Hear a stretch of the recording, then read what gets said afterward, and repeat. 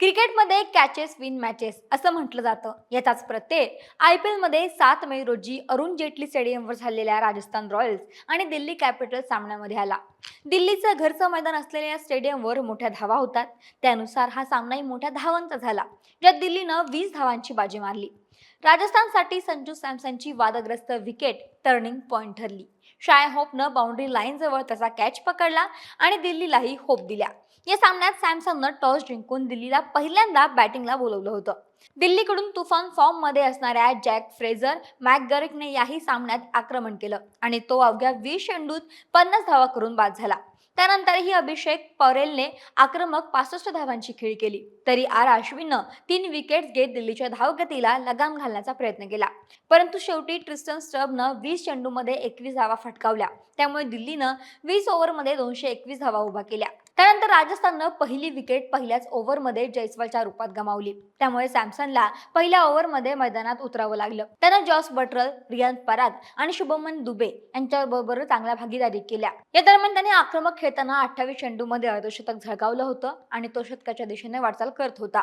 त्याच्या खेळामुळे राजस्थानने 15 षटकांच्या आत 150 धावांचा टप्पा गाठला होता. त्यामुळे राजस्थानच्या विजयाच्या आशा उंचावलेल्या होत्या. पण याच वेळी 16वा षटक टाकण्यासाठी मुकेश कुमार आला. त्यानं टाकलेल्या चौथ्या चेंडूवर सॅमसननं लॉंग ऑनला शॉट मारला, पण तिथे असलेल्या शाय होपनं अगदी बाउंड्री लाईनच्या जवळ कॅच घेतला. तो कॅच घेताना पाय बाउंड्री लाईनवर जाणार नाही याची सावधगिरी बाळगताना दिसला. या कॅचचा निर्णय थर्ड अंपायरकडे सोपवण्यात आला. थर्ड अंपायरच्या मते तो कॅच योग्य होता, परंतु संजू सॅमसन आणि राजस्थान रॉयल्सच्या संघ मात्र यावर अत्यंत निराश दिसले. त्यांच्या मते होपचा पाय बाउंड्री लाईनला लागला होता. हा क्षण सामन्यातील अत्यंत महत्त्वाचा क्षण होता. त्यामुळे दिल्ली कॅपिटल्सचे मालक पार्थ जिंदाल यांचाही उत्साह देखील शिगेला पोहोचलेला दिसला. या विकेटबद्दल बरीच चर्चा झाली, पण अंपायरनं दिलेला निर्णय खेळाडूंना मान्य करावाच लागतो. त्यामुळे सॅमसन 46 चेंडूमध्ये 86 धावा करून माघारी परतला आणि नंतरच्या 4 षटकात राजस्थाननं आणखी 4 विकेट्स गमावल्या.